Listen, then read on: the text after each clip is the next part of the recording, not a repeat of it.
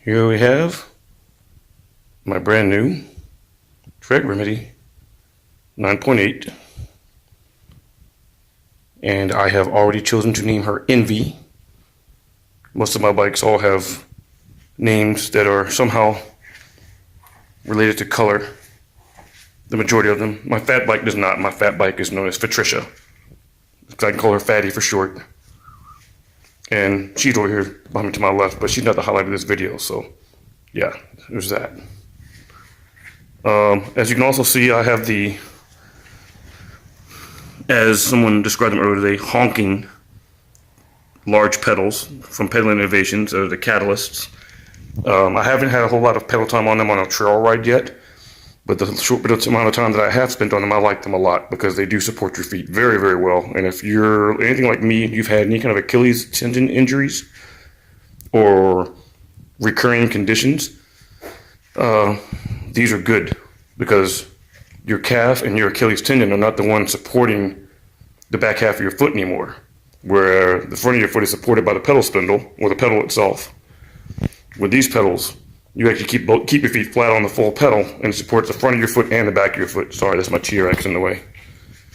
And over there in the background, you can see Patricia kind of smirking at me, and Onyx, the Nomad over there. I don't think she's happy right now, but we'll be fine with that.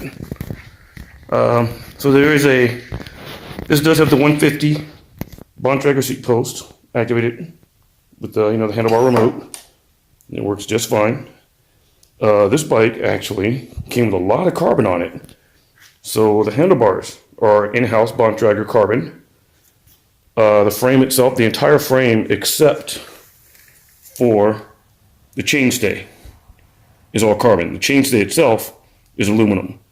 And myself personally, I actually like that idea better because this is a high impact item. And aluminum is going to have to take a better beating than carbon will. So this makes me happy. The wheels are also carbon from Bontrager. They're the Line 30s. And this is my first carbon wheel set. So I'm very curious to see how these are going to hold up. I have high expectations. I hope they're met. Got the RockShox Lyric on the front here. And I've had a Lyric before on my previous Nomad version too, and I was pretty happy with that fork. So this one, I'm not expecting anything less from that.